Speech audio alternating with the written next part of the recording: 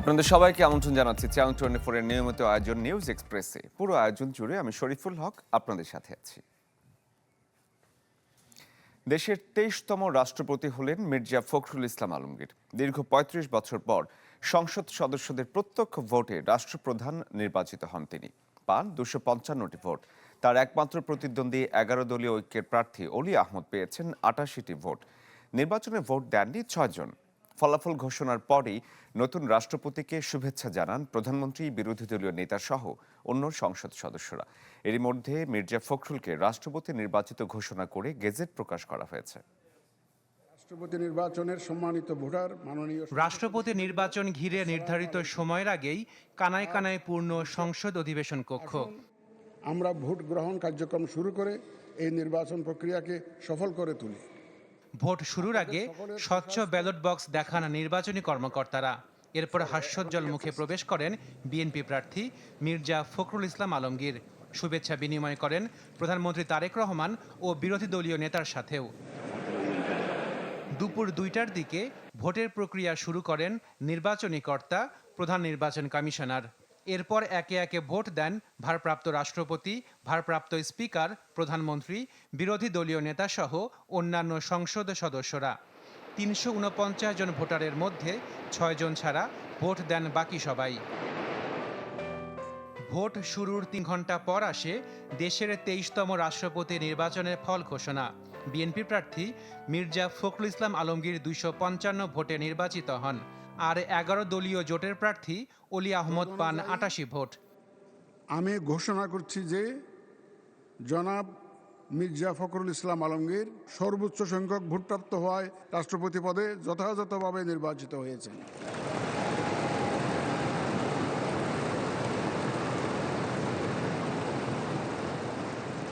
এ সময় সংসদে এক অভূতপূর্ব দৃশ্যের অবতারণা হয়।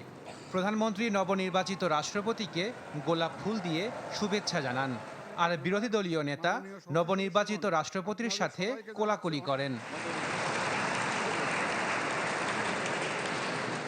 শুক্রবার সন্ধ্যায় বঙ্গভবনে হবে দেশের ২৩তম রাষ্ট্রপতির শপথ।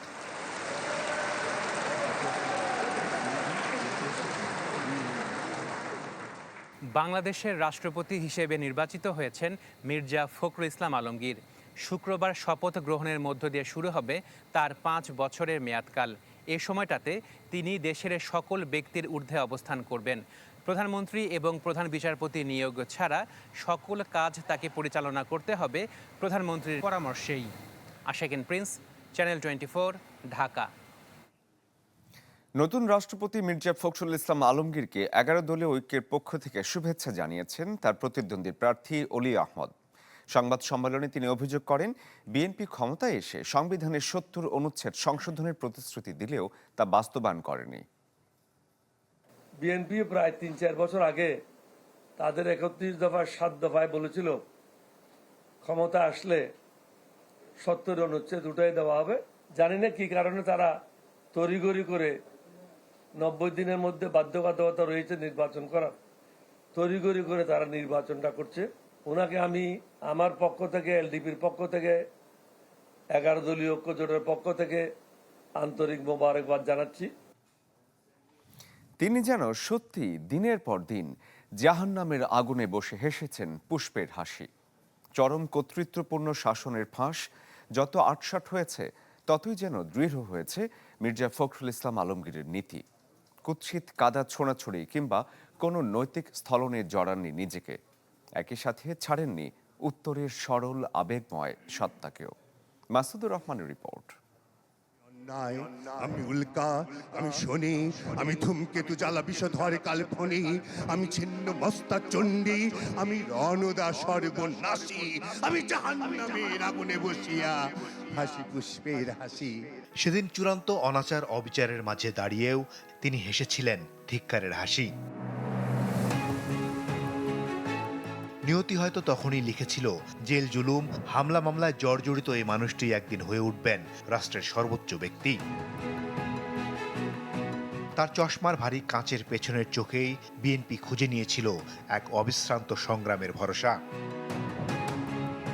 যুদ্ধদিনের অশান্ত দিনলিপিতে তার হাস্যোজ্জ্বল মুখ ছিল নির্ভরতার আশ্রয়। উত্তর দক্ষিণের সমীকরণে না ফেলে রাজনীতিটা যিনি করে গিয়েছিলেন নিতান্ত সরল রেখায়। মির্জা ফখরুল ইসলাম আলমগীর তাই শুধু একজন পোর খাওয়া রাজনীতিবিদই নন, বরং উত্তরের মাটি, পানি, বায়ুর সরলতায় বেড়ে ওঠা গোটা বাংলার কথা বলা এক নিপাট ভদ্রলোক। স্বাধিকারের দাবিতে যখন ভয়ঙ্কর উত্তাল এই জনপদ, তখনই মির্জা ফখরুলের রাজনীতিতে হাতেখড়ি। শুরুটা পূর্ব পাকিস্তান ছাত্র ইউনিয়নের হাত ধরে। ৬৯-এর গণ অভ্যুত্থানের সময় পাকিস্তানের বিরুদ্ধে বিদ্রোহ করে যেতে হয় জেলে। মুক্তিযুদ্ধের পর বেছে নেন নিতান্ত আটপৌরে জীবন। বিসিএসে উত্তীর্ণ হয়ে ঢাকা কলেজে শিক্ষার্থীদের দেয়া শুরু করেন অর্থনীতির পাঠ। এরপর অন্যান্য আরও কিছু সরকারি দায়িত্ব পালন করে ৮২-র দিকে ফিরে যান নিজ মাটিতে। অর্থনীতি অধ্যাপক হিসেবে যোগ দেন ঠাকুরগাঁও সরকারি কলেজে। তখনও কি কেউ ভেবেছিল যে কণ্ঠ শিখিয়েছিল ছাত্রদের তা আবারও একদিন গর্জে উঠবে মানুষের প্রয়োজনে, ফ্যাসিবাদের বিরুদ্ধে স্লোগানে স্লোগানে? ৮৬-তে পৌরসভা নির্বাচন সামনে রেখে শিক্ষকতা ছেড়ে আবারও নামেন রাজনীতির ময়দানে। ৮৮-তে মেলে সাফল্য। ভোটে জিতে মির্জা ফখরুল দায়িত্ব নেন ঠাকুরগাঁও পৌরসভার। এরপরই যোগ দেন বিএনপিতে। ৯২-তে হয়ে ওঠেন বিএনপির ঠাকুরগাঁও জেলার সভাপতি। ৯১ ও ৯৬-তে জাতীয় নির্বাচনে অংশ নিলেও হতে পারেননি জনপ্রতিনিধি। প্রথমবার সংসদে গেলেন ২০০১-এ। সেবারই কৃষি ও পরবর্তীতে বেসামরিক বিমান ও পর্যটন মন্ত্রণালয়ের প্রতিমন্ত্রী হিসেবে ঠাঁই হয় খালেদা জিয়ার মন্ত্রিসভায়। এরপর 111-এর এক অস্থির ঐতিহাসিক কালেও তিনি অনুগত ছিলেন দলের প্রতি। সেই সময়টাতে তন্ন তন্ন করে খুঁজেও মির্জা ফখরুলের বিরুদ্ধে দুর্নীতির লেশমাত্র পায়নি তৎকালীন সরকার। এরপর ১৮তেও জিতেছিলেন ভোটে, কিন্তু দলের সিদ্ধান্তের প্রতি সম্মান জানিয়ে নেননি শপথ। হাসিনা সরকারের মেয়াদকালেই শুরু হয় বিরোধী শিবিরে বসে মির্জা ফখরুলের রাজনীতির সবচেয়ে কঠিন পরীক্ষা।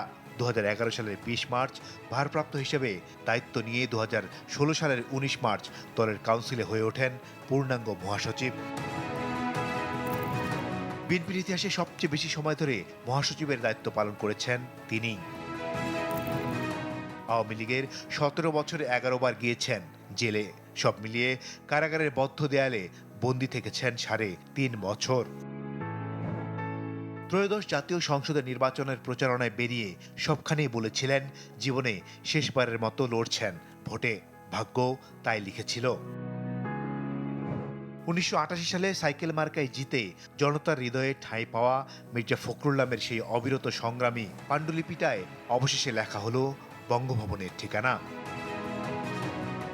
মাসুদুর রহমান, চ্যানেল 24, ঢাকা। শেষ দিনের কার্যক্রম শেষে বঙ্গভবন ছেড়েছেন ভারপ্রাপ্ত রাষ্ট্রপতি হাফিজউদ্দিন আহমদ। এ সময় প্রেসিডেন্ট গার্ড রেজিমেন্টের অশ্বারোহী দল তাঁকে গার্ড অব অনার দেয়। এগিয়ে দেয়া হয় বঙ্গভবনের গেট পর্যন্ত।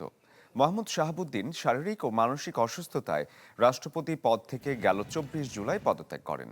এরপর সংবিধান অনুযায়ী স্পিকার হাফিজউদ্দিন আহমদ ভারপ্রাপ্ত রাষ্ট্রপতি হিসেবে দায়িত্ব নেন। গেল ২৮ জুলাই থেকে বঙ্গভবনে দাপ্তরিক কাজ করছিলেন হাফিজউদ্দিন আহমদ। সংবিধানের ৭০ অনুচ্ছেদ নিয়ে আপত্তি জানালো বিরোধী দল। তাদের মতে বাধ্যবাধকতায় গণতান্ত্রিক প্রক্রিয়া বাধাগ্রস্ত হচ্ছে।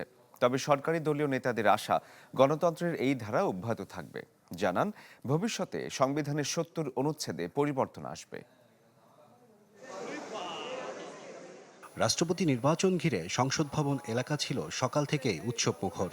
স্বতঃস্ফূর্তভাবে ভোট দেন সরকারি ও বিরোধী দলের সংসদ সদস্যরা। ফল ঘোষণার পর মির্জা ফখরুল ইসলাম আলমগীরকে শুভেচ্ছা জানান জামাত ও এনসিপি সহ ১১ দলের শীর্ষ নেতারা। তবে সংবিধানের ৭০ অনুচ্ছেদ নিয়ে আপত্তির কথাও তুলে ধরেন তারা। আমরা ওনাকে অভিনন্দন জানাই, যেহেতু নির্বাচিত প্রেসিডেন্ট সকলের প্রেসিডেন্ট। আমরা আশা করি উনি প্রেসিডেন্টের শপথ গ্রহণ করার পর থেকেই একজন নিরপেক্ষ ব্যক্তিতে রূপান্তরিত হবেন।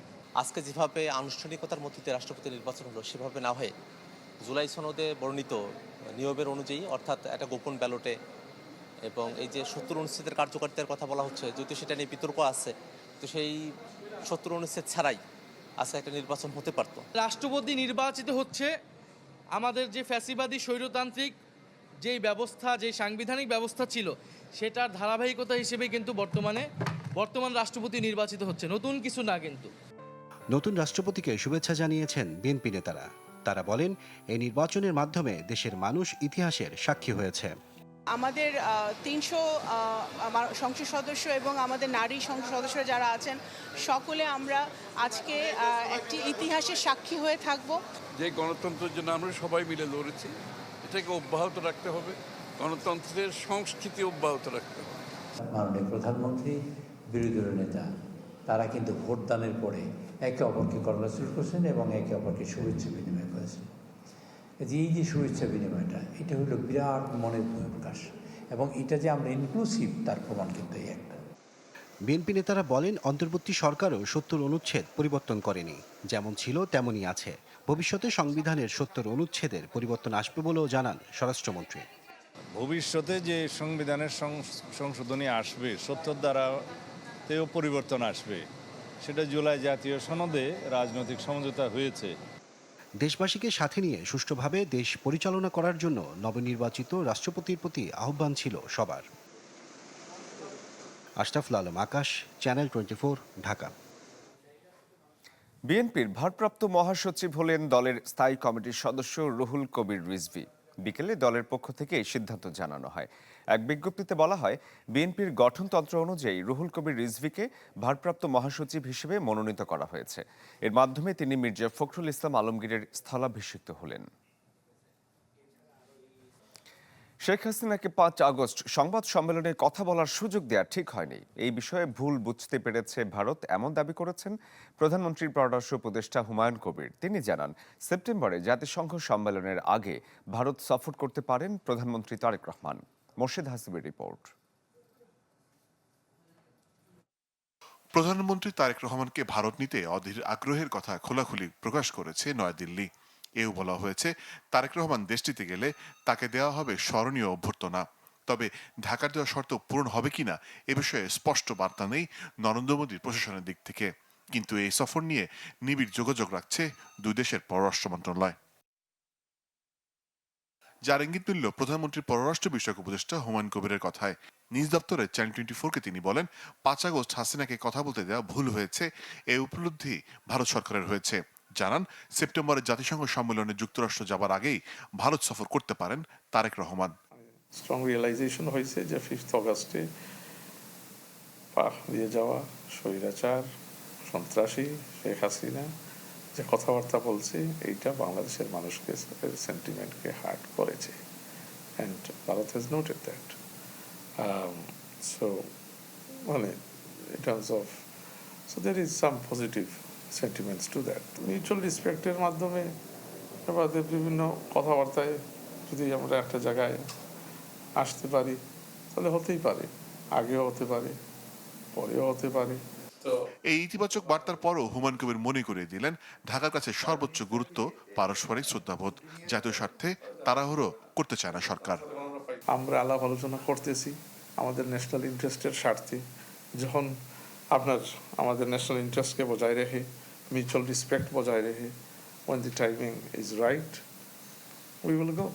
অন্য ক্রিমিনালরা আছে, শহীদ হাদির কিলাররা ওখানে আছে, তারপরে আওয়ামী লীগের অন্য ক্রিমিনালরা আছে। তো যেখানে আমাদের এক্সট্রাডিশন চুক্তি আছে, we want some of those back. উপদেষ্টা মনে করেন, বাংলাদেশ ভারতের মাঝে চ্যালেঞ্জ যেমন আছে তেমনি আছে সম্ভাবনাও। তাই কোনো সম্মেলনের ফাঁকে নয়, দ্বিপক্ষীয় সফর আশা করছে ঢাকা। দুইটা গুরুত্বপূর্ণ দেশ, we are neighbors, we should invite each other to our homes. অন্য জায়গায় বসে কেন চা খাবো। মোর্শেদ হাসিব, চ্যানেল 24, ঢাকা। আগামী শনিবার দেশে আনা হবে কলকাতায় আগুনে নিহতদের মরদেহ। আজ স্বজনদের কাছে মরদেহ হস্তান্তরের কথা রয়েছে। এদিকে হোটেল শিখাইনে আগুনের প্রাণহানির ঘটনায় 3 জনকে গ্রেপ্তার করা হয়েছে।